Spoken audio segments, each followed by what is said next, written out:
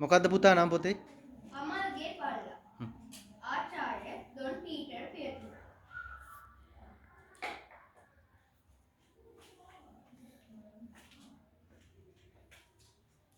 පෙරවදන මා විසින් මීට 20 වසරකට පෙර ලියන ලද ප්‍රථම ළමා නවකතාව විදුහලක සිසුන්ගේ සුරතලා වූ ඩිංකී නැමැති බූරු වකු වටා ගෙතුණු කතාවකි. එහි ඩිංකීම තමාගේ අත්දැකීම් විස්තර කරයි.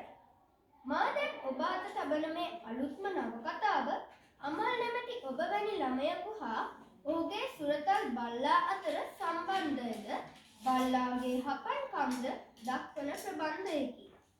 ඩිංකී මෙන්ම මේ කතාවද ඔබට පියවනු ඇතැයි යනු අපේ බලාපොරොත්තුවයි.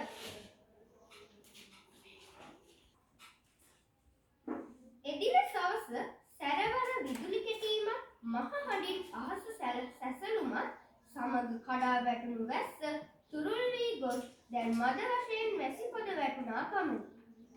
කුස්සිය දෙසින් සාලයට ආ සමරතුංග නෝනා කවුරුවකින් පාර දෙස බැලුවේ මදක් කැළඹුණු මුහුණකින් යුතුවය. පාරේ තැන් තැන්වල ගැදුණු දිය දෙපසට විහිදුවා හරිමින් බස්රියක් වේගයෙන් ගමන් ගත්තේය. පාරෙන් එහා පැත්තේ ගෙදරක රේඩියෝවකින් නැගුණ ගැයුම ගස්වලින් වැටුණු දහසක් දිය බිඳුවල සරසර හඬට ඉහළින් ඇසිණ.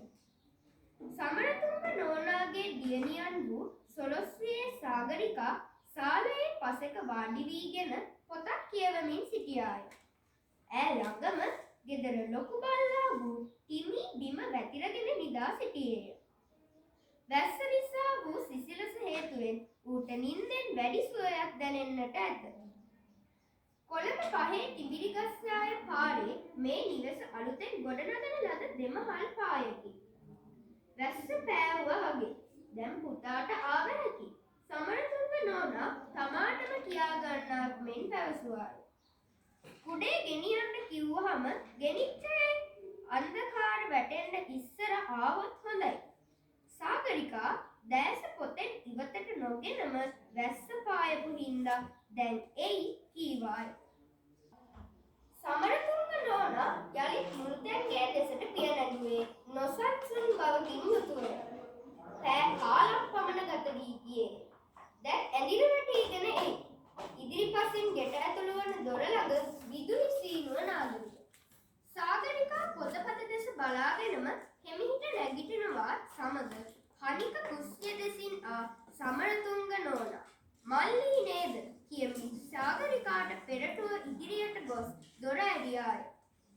සාගරිකා ආපසු පොත කියවන්නට ගියාය. දොර ළඟ සිටියේ සමරතුංග නෝනාගේ පුත් දස සතර හැවිරිදි අමල්ය.